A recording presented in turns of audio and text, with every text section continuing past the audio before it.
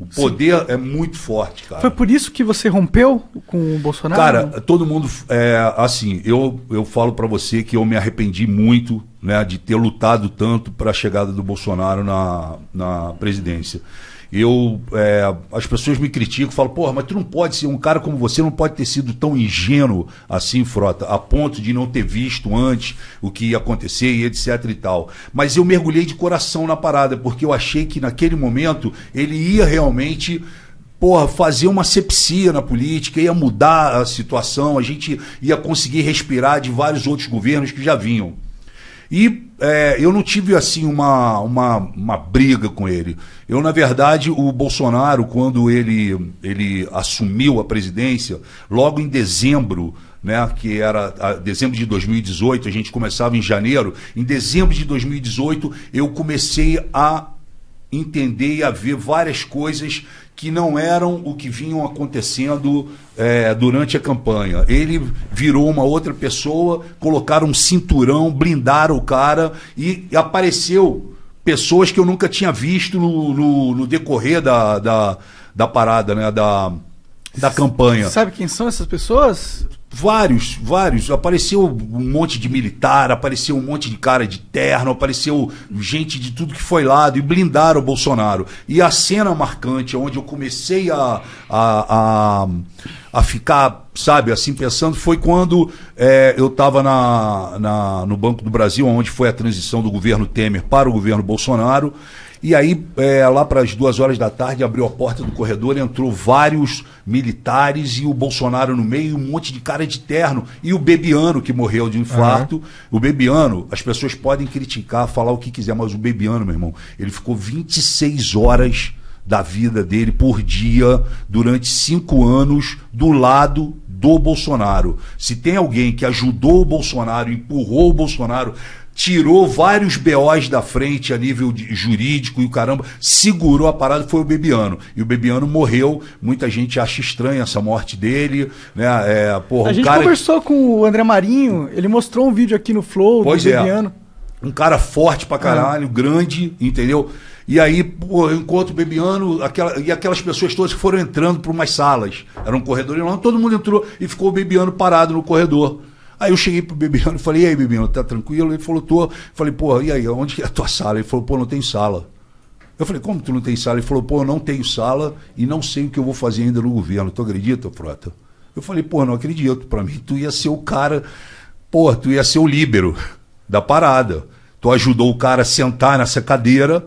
Pra mim, tu era o líbero. Tu não precisava nem ter cargo. Sim, tu era o cara que ia chegar, Bolsonaro, é o seguinte, estou precisando coordenador ali. Um coordenador, né? Ele falou, pois é, mas não tenho. E eu estou achando muito estranho as coisas, Frota, porque começaram a me tirar de reuniões, eu não sei para onde eu vou, sabe? Aí tentaram acochambrar ele ali na Secretaria-Geral da Presidência, enfim. Mas qual que era o problema com o Bebiano em si? Eu não sei qual foi o problema com o Bebiano. Entendi. Só o que eu senti foi o seguinte, irmão, se você corre junto uma temporada e você ganha, porra, você tem que comemorar junto. Com você certeza. não pode largar um cara como o Bebiano sem sala. Isso para mim foi muito marcante e acendeu uma luz. E fora outras coisas que eu vim vendo. Mas aí quando chegou em janeiro, o Bolsonaro me chama e fala assim, ô Frota, o Temer, através do Onyx Lorenzoni, pediu a cota dele no nosso governo, que é justamente um ministério, uma secretaria. Como o Bolsonaro se vinga da classe artística por causa daquele hashtag ele não, que a Daniela Mercury foi uma das que comandou aquilo, e vários outros artistas, e os artistas foram contra a eleição dele, o Bolsonaro se vinga da classe cultural. Então o que ele fez? Ele, assim que ele assumiu, que ele sentou na cadeira, ele tirou o Ministério da Cultura e transformou numa Secretaria de Cultura. Ele já diminuiu ali. E aí, como o Temer tinha pedido ao Onyx uma fatia, Bolsonaro chegou para mim, e eu tenho gravado isso, que dia eu posso até mandar para vocês, o Bolsonaro, o Onyx chega e fala, ó, precisa colocar o Osmar Terra em algum lugar. E aí o Bolsonaro coloca o Osmar Terra na Secretaria de Cultura, sendo que o Osmar Terra nunca pô, fez nada pela cultura do país. E aí o Bolsonaro me chama e fala, Frota, é o seguinte, não gosto do Osmar Terra, ele não vai fazer nada pela cultura, mas eu preciso o seguinte, embaixo da secretaria, do secretário de Cultura, tem 6 secretarias importantíssimas para o fomento da cultura no país. Lei Rouanet, direitos autorais, praças públicas, monumentos e etc., diversidade, audiovisual e não me lembro agora qual que é a outra. São 6. Então o Bolsonaro chegou para mim e falou, pô, Frota, vê se você pode ajudar o Osmar Terra e monta para mim esse cinturão embaixo dele. Então eu fui para campo, eu conheço muita... Antes de continuar, só que eu tenho uma dúvida nessa sua história. Por que o Temer poderia pegar uma parte dele? Porque isso é um jogo político, né? MDB é um jogo político. É o Temer pegando a cota do MDB. Do MDB. Entendi. É isso. Entendi. Se eu não expliquei... Os partidos, é que eu não entendo muito. Os partidos, quando fecham, pô, vamos eleger o Monark. Vamos eleger o Monark? Então tá, Monark, a hora que você sentar, nós vamos te colocar lá, mas a hora que você sentar lá é o seguinte, ó, nós queremos essa secretaria aqui. Entendi. Tá fechado? Essa era a missão do Temer como líder do partido. Você fatia o governo. Pode crer. E você acaba fazendo o que ele tinha dito que não faria. Inclusive na campanha e na entrevista dele na TV Globo. Sim. Que ele fala, eu jamais vou fatiar o meu governo, eu não vou aceitar que o Centrão fique junto comigo, porque no Centrão tem corrupto, bandido, safado, não sei o que, coisa e tal. Um presidente não consegue governar fatiando o governo, e ele fez isso. E aí, quando ele me chama, eu fui em campo, não fui buscar amiguinho meu, fui buscar pessoas que realmente entendiam da situação. E convidei essas pessoas, algumas aceitaram logo de início, outras tinham que se desvencilhar dos seus empregos e etc e tal, e montei esse cinturão para dar suporte para um cara que não entendia de cultura, que não sabia o que era a Lei Rouanet e que deu uma declaração quando foi convidado como secretário que de cultura ele só entendia tocar berimbau. Aí, pô, eu montei para ele e já era no final do ano, o Osmar Terra, a família dele, mora no Canadá. Então ele falou, olha, Frota, eu tô indo pro Canadá, a gente resolve depois. Eu falei, não, vamos fazer o seguinte, teu avião vai fazer uma escala em São Paulo, você vai ficar lá umas 3 horas, eu vou levar todo mundo para um restaurante no aeroporto e vou te apresentar os seus possíveis secretários e etc e tal. E como você não entende, você pode estar certo que eu estou colocando aqui pessoas que realmente são do meio, sabem, tratam bem de cada tema. Pô, tranquilo. E aí ele foi no avião dele, enfim, eu montei toda a situação lá no restaurante, no aeroporto, enfim, e apresentei todo mundo para ele. Falei, ó, esse aqui, essa aqui, esse. Apresentei o secretariado dele. Isso já acendeu uma luz no governo, que os caras começaram a falar assim, pô, o Frota tá se apossando da cultura. Entendi. O Frota tá querendo o ministério para ele. Não era, o presidente me pediu. Aí eu apresentei para ele, ele foi embora. E, porra, saiu todo mundo, pô, Frota, beleza, porra, tô feliz, obrigado pela oportunidade, vamos lutar. E o caramba, ó, tô pedindo demissão da Fox para assumir aqui a parada. O cara, porra, com 10 anos de empresa, tô saindo fora, mas meu irmão, pode vir, vai dar tudo certo. E, porra, ele viajou, o Osmar Terra. E o Osmar Terra viajou, passou o ano novo, essa coisa. Quando ele volta, ele se encontra com o Onyx Lorenzoni, os dois são do Rio Grande do Sul. Ele se encontra com o Onyx Lorenzoni e, sem falar comigo, sem pelo menos me informar, resolvem mudar o cinturão. Porque eles já vinham com a cabeça deles de, não, vamos acochambrar aqui a nossa galera. Porra, nada do Frota, nada, sabe? E começaram a fazer esse jogo. E montaram isso, tiraram das 6 secretarias, brother, eles tiraram 5. Eu fiquei só. Aliás, eles tiraram 4, ficaram 2. A de audiovisual e a de direitos autorais, o Maurício Braga. Eu falei, porra, cara, isso não tá certo. As pessoas saíram dos seus empregos. Pô, o cara tava ninguém chegando em Brasília já, pô, tô procurando flat aqui pra morar. Porra, mas ninguém ainda me ligou pra fazer crachá, ninguém me ligou. Não, vai ligar, calma. E aí, de repente, eu vejo no jornal, fui informado pelos jornais, que, porra, tava montado uma outra pá, vamos chamar assim. Aí eu fiquei puto com isso, obviamente, fui direto no Bolsonaro para falar com ele. Aí que eu cheguei no Bolsonaro, o Bolsonaro virou para mim e simplesmente falou: ó, não quero saber, irmão, isso daí é problema teu, porra, não vou arrumar confusão, Frota, pelo amor de Deus. Falei, caralho, como pelo amor de Deus? Você pediu para eu montar uma parada, eu tirei as pessoas, botei as pessoas aqui e agora você me fala, pelo amor de Deus? Não, porra. E, cara, um monte de gente falando na cabeça dele, não, é amigo do Frota, vai dar problema, aquela porrada de coisa. Enfim, limou os caras, eu fiquei puto. Porra, primeira oportunidade que eu tive, eu fui pro plenário, meu irmão, peguei o microfone e soquei forte o Onyx Lorenzoni. Chamei de safado, vagabundo, que não poderia ter feito isso, não sei o que, e pá, fiz um discurso pesado. Nesse discurso pesado, os caras entenderam, falou, ó, abriu aqui uma fissura entre o Frota e o governo. Como é que o cara vai e fala do ministro, que é o secretário do Bolsonaro, ele, porra, senta o pau. Aí sentei a porrada. E nesse meio tempo que eu tô fazendo isso, na mesma semana quase, explode o caso do Queiroz. Que aí, porra, o Paulo Pimenta do PT faz um discurso muito forte e aponta pra gente que tava ali embaixo, aquela galera nova do PSL, que eu tava junto ali, eles apontam e falam, porra, eu quero saber de vocês que subiram, que se elegeram falando de que iam combater a corrupção, que não sei mais o que, eu quero saber quem é de vocês que vai subir aqui e pedir a prisão do Queiroz. Aí eu pulei e falei, eu quero a prisão do Queiroz. Falei no microfone, ele de um lado e eu do outro. Eu quero a prisão do Queiroz. Quero saber se você quer que o Lula continue preso. Porque eu quero a prisão do Queiroz.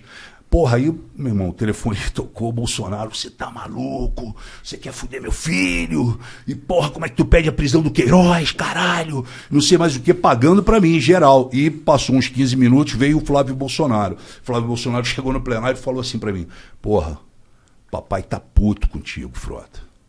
Como é que tu fala isso, porra? Pede a prisão do quê? Porra, cala tua boca, cara. Porra, tu não precisa fazer isso, caralho.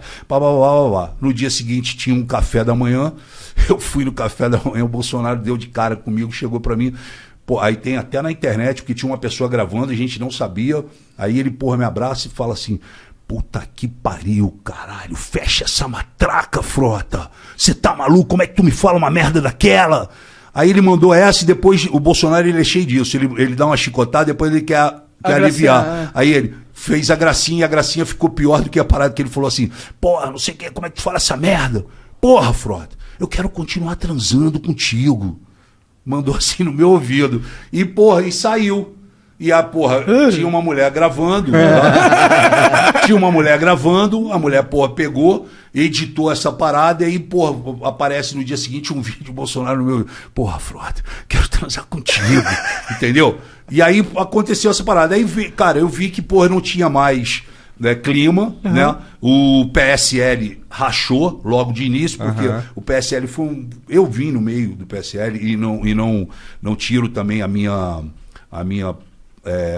participação nesse troço, mas o PSL entrou um monte de cara novato, achando que ia resolver a política do país. E, meu irmão, a gente fez uma asepsia lá dentro, mas foram 52% de gente nova que entrou e etc e tal. Mas os que ficaram era só black belt. Era só faixa preta. Não tinha nenhum que, porra, tu falava que era bobinho. Não, só tinha ninguém com 5, 6 mandatos, sabe? 4 mandatos. Os caras, casca grossa que ficaram. Aí os caras viram aquele monte de cara chegando, achando que, porra, ia pintar Brasília, ia mudar. Os caras começaram a bater, né? E o PSL, ele foi se fragmentando, ele foi rachando, ele começou um jogo de briga, de ciúme, de crítica um pro outro, e o caralho, era tudo que os caras queriam do outro lado. Os caras deixam os caras se pegarem, entendeu? E vaidade, e não sei o quê, não porque eu ganhei tanto, porque eu isso, porque aquilo, que o negócio foi rachando, eu fui cada vez fazendo mais oposição, porque eu falei, eu agora não posso fugir desse meu discurso. E é um discurso verdadeiro. Eu não mudei. Quem mudou foram eles. E aí eu continuei nessa linha. Aí, pô, chegou uma hora que o Bolsonaro chamou o Bivar e falou, ó, eu quero o Frota expulso do PSL. Ele não pode mais ficar no PSL, porque, porra, cada vez que ele sobe naquele plenário, ele dá uma porrada em mim, dá uma porrada no Ministério da Economia, fala, porra, eu quero tirar. E ainda assim, eu prossegui, eu fiz muita coisa ainda pró-governo, né?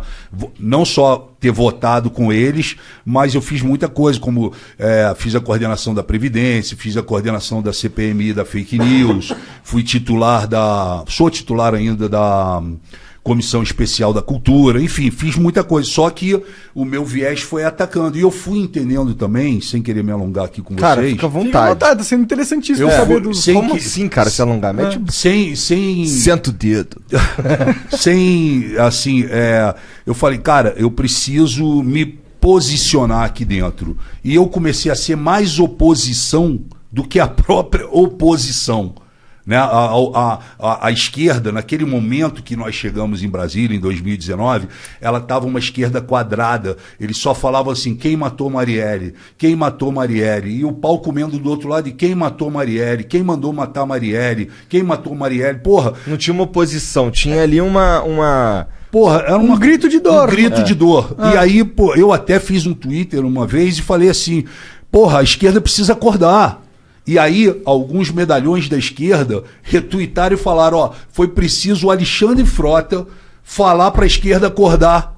Porque, pô, eles passaram boa etapa, né, do início da legislatura com, porra, quem matou Marielle, era tudo, pô, quem matou Marielle, quem matou Marielle. Eu também quero saber quem matou, quem mandou matar, mas eles ficaram quadrados nisso.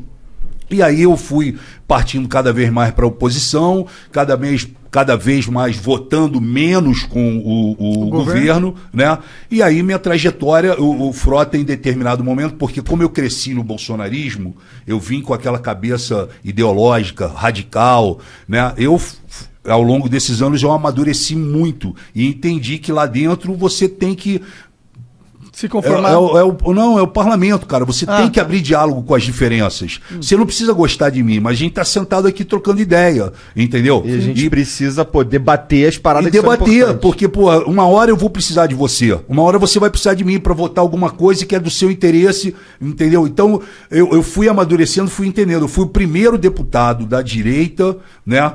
Que hoje eu nem sou mais de direita, eu sou acho que centro-esquerda, mas eu fui o primeiro deputado da direita a procurar a esquerda e abrir diálogo com eles.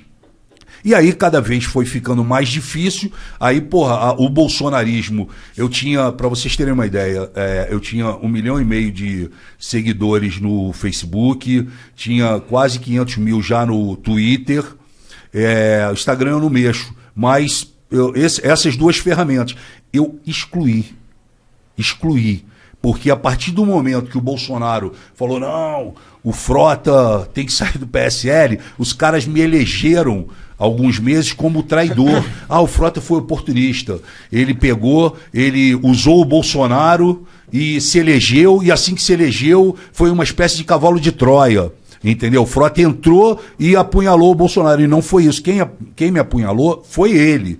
Ele é que mudou as histórias comigo. O meu papo sempre foi reto com ele, né? E aí, porra, eu fiquei de traidor, os bolsonaristas desceram a porrada em mim, me apedrejaram, tipo, virtualmente e medievalmente, entendeu? Foi um negócio medieval. É meio como eles fazem isso, é o que eles fazem, né? E aí foi porrada,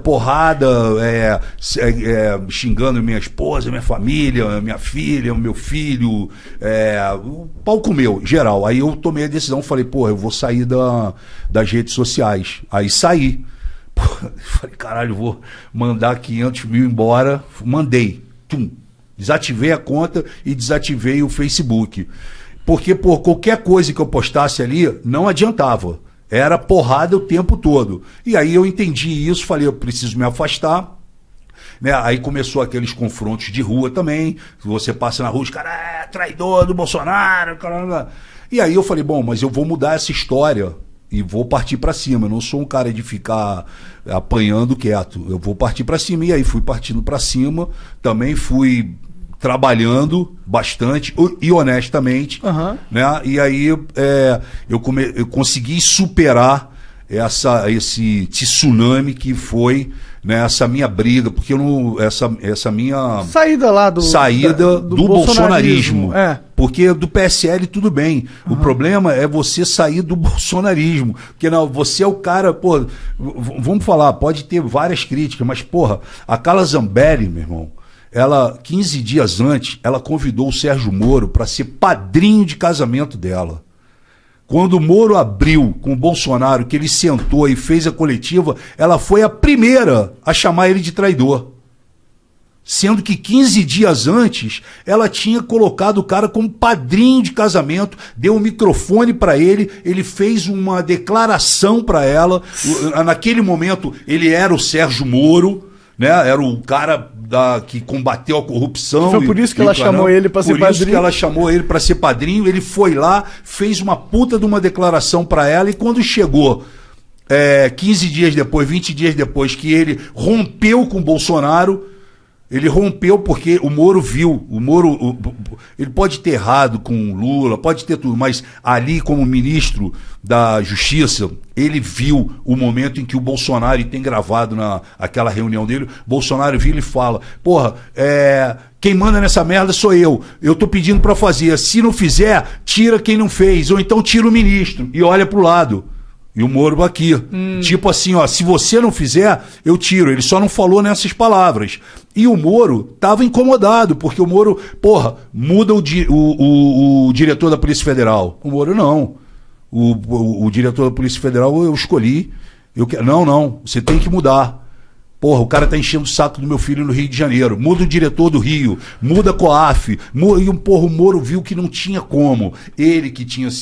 Naquele momento ainda ele era a áurea da anticorrupção, ele não podia ficar sentado na mesa com aqueles caras. Aí ele pede para ir embora. No dia seguinte, meu irmão, ele virou o Judas, ele virou o traidor, comunista, e os caras vieram pesado em cima dele. Porque o Bolsonaro, ele passa maior parte do tempo dele, cara, defendendo os filhos. Principalmente o senador da rachadinha. Dá pra ver lá, que aí parece que ele tá constantemente em apuros. E aí ele tá em apuros, e ele pega, porra, liga lá e fala, porra, o Monark, cara, ele não tá resolvendo as coisas pro Flávio. Tira ele, bota lá no Acre.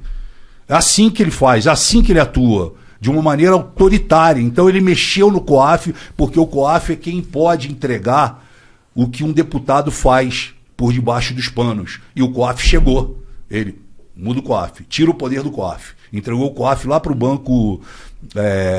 o Ministério da Economia, né? O Banco Central, na verdade. Primeiro para o Ministério da Economia, se está certo, depois para o Banco Central. Aí, Polícia Federal. Porra, a Polícia Federal tá chegando, vai pegar o Queiroz. Porra, a Polícia Federal intimou o filho, o Flávio... Tira o diretor da Polícia Federal. Muda o cara do Rio de Janeiro. Quem é o cara do Rio de Janeiro? O fulano. Muda.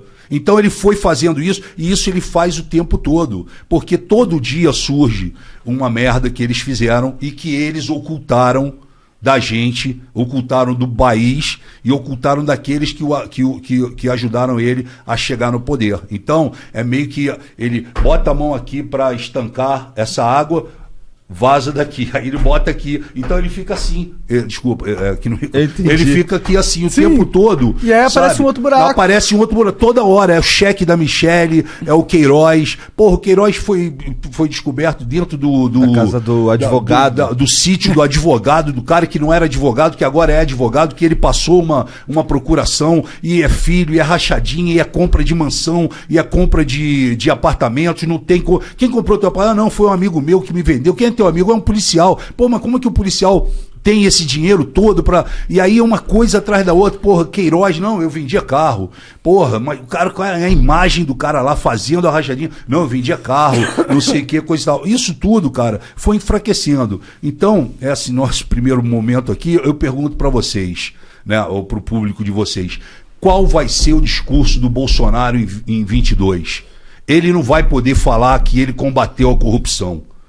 Não vai poder falar isso para ninguém. Sim. Ele não vai poder falar. Então ele vai combater o Covid. Então isso muito menos. Então ele vai chegar sem discurso, irmão. E eu vou te falar, dessa vez não vai ter facada para tirar ele dos debates. Ele vai ter que ir pro debate, entendeu? E no debate, meu irmão, ele vai encarar um Lula, ele vai encarar um Ciro Gomes, ele vai encarar o Dória, ele vai encarar um monte de gente que vai estar sedenta, porque o Bolsonaro, ele é um dicionário, ele é um poço de conteúdo de merda, entendeu? É verdade. Sim. Ele é o cara que for debater com o Bolsonaro, e, porra, o Ciro, entendeu? Casca grossíssima, Lula, com a vivência que ele tem, Dória, o caramba. Eu não tô. Esquece as críticas a cada um. Eu tô falando dos caras, meu irmão. O cara vai sentar.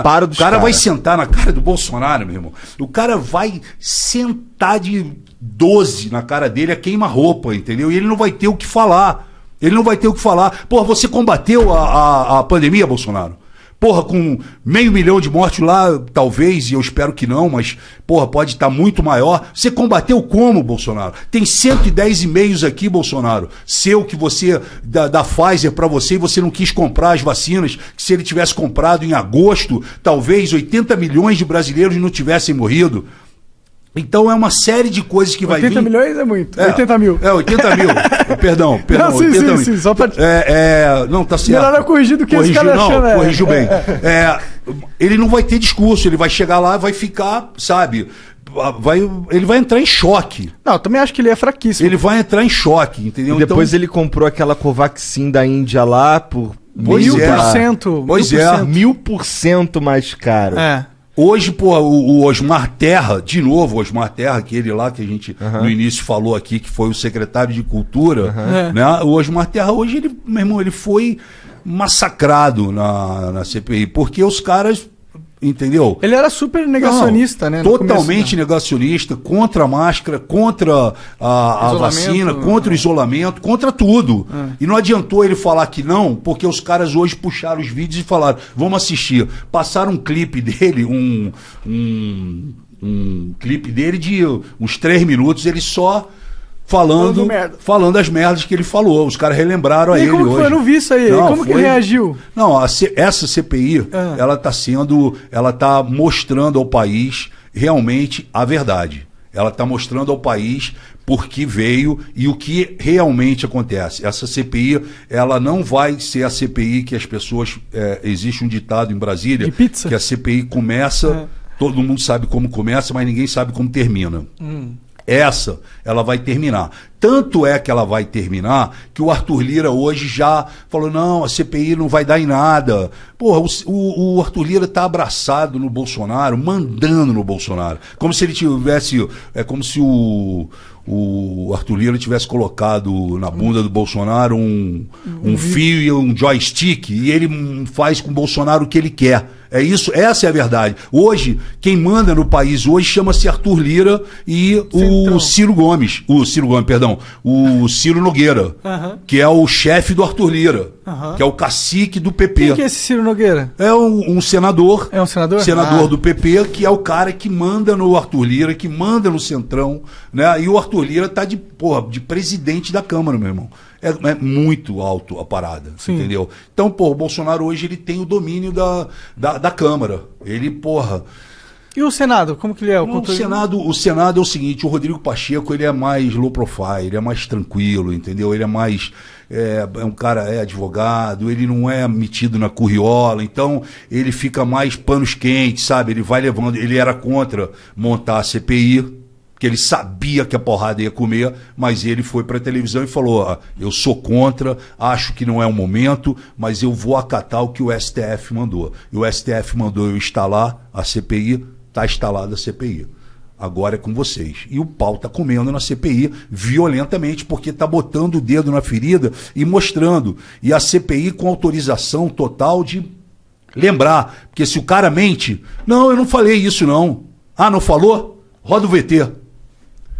Aí o cara, pô, igual o Osmar Terra hoje. O Osmar Terra ficou olhando para os VTs dele como se ele falasse, meu Deus do céu, o que eu falei durante meses atrás? Porque ele falou que ia morrer 2.000 pessoas, que ia acabar logo 3 meses depois, ia acabar a pandemia, que isso não era nada, né? Que, tanto é que ele influenciou a cabeça do Bolsonaro, e o Bolsonaro passa a chamar de gripezinha, resfriadozinho, e daí, eu não sou coveiro, nada posso fazer, não vou comprar vacina, isso vai passar, e quem pega Covid é marica, e mais um monte de coisa que vocês viram aí, que não é loucura minha o que eu tô falando aqui. Isso tá tudo documentado, tá tudo filmado, gravado, né? Então, esse é o clima de Brasília, cara, hoje, entendeu? Hoje a gente tem uma polarização entre esquerda e direita. O Lula surpreendentemente, o Lula está sendo absolvido de tudo que ele vinha sendo praticamente condenado. Mais ou menos, né? Na verdade, eu acho que chegou a estacar zero a investigação. Sim, novamente. Mas, porra, né? Para ele se torna candidato. Sim, sim. E aí, no momento que ele se torna candidato, meu irmão, ele virou um leão, entendeu? Então o Lula deu uma crescida boa, entendeu? Eu acho que sim, eu concordo com você nesse sentido, porque o Bolsonaro é tão ruim e a esquerda não produz novas lideranças há muito tempo. E eu acho que nisso o Lula tem uma força. Sim. Mas eu acho que não dá pra subestimar o quanto o povo brasileiro não vai comprar essa história do Lula de novo, não. Sim, velho. Eu também concordo com você. O que me deixa aflito é a tal da terceira via. O que te deixa aflito, Nilo? Porque, porra, essa terceira via ela precisa se concretizar. Ela não se concretizou. Você hoje tem o Ciro brigando com o Lula. Os dois brigando. Aí você tem Amoedo. O Amoedo saiu, né? Então, saiu, mas vamos. Vai que ele até volta. há pouco tempo tinha Amoedo, Luciano Huck e Dória. Danilo Gentili falou que Danilo quer. Gentili e não sei. Então, esses caras pegam um público meio parecido, né? Sim. Então eles se fragmentam ali. Se fragmentam. O Ciro brigando com o Lula. Aí os outros candidatos que vão aparecer ainda no caminho, a gente não sabe como é que vai formar. E tudo que o Bolsonaro quer é isso. Ele quer fazer a polarização entre ele e o Lula. Ele acredita que tudo que o PT fez, tudo que aqueles anos todos de Lula, Dilma e etc e tal, o Bolsonaro acredita, exatamente como você falou, né? Acredita que o povo talvez não compre a ideia do Lula. Compra agora que está essa empolgação, né? O Bolsonaro está acreditando nessa levada. Contra o Bolsonaro eles compram o Lula, entendeu? Porque eu acho que o Bolsonaro e o Lula, eles são dois animais do mesmo calibre, do mesmo perfil, entendeu? São os ídolos, são os mitos de dois polos, mas teve muita gente que votou no Bolsonaro que também votou no Lula no passado. E tem muita gente que votou no Bolsonaro, né, para não votar no Haddad, e que eu sei agora que não vai votar nunca mais no Bolsonaro. Então, exato. O Bolsonaro ele tem aquele percentual dele que não cresce. Ele ganhou porque veio uma fatia aqui que ficou, porra, não, peraí, somos anti-PT, então vamos votar no Bolsonaro para tirar o PT. Mas essa fatia que votou no Bolsonaro para tirar o PT não vota mais no Bolsonaro diante de tudo que nós falamos aqui, muito mais coisas que o Ciro ontem falou aqui, né? Eu concordo plenamente. Só acho que, tipo, o Bolsonaro com certeza vai pro segundo turno porque ele tem uma base forte ainda. Ele tem a base forte ainda. E ele é presidente, né? Meio que tem a máquina na mão. Exatamente. E então a questão é quem que vai ser o que vai pro segundo turno com ele. A tal da terceira via o Lula, né? É isso que está se discutindo hoje. Como o Bolsonaro pega muito as pessoas da direita, meio que sobra a parcela dos indecisos, dos que não são nem direita nem esquerda, e sobra a parcela da esquerda. Aí vira essa briga do Lula e Ciro.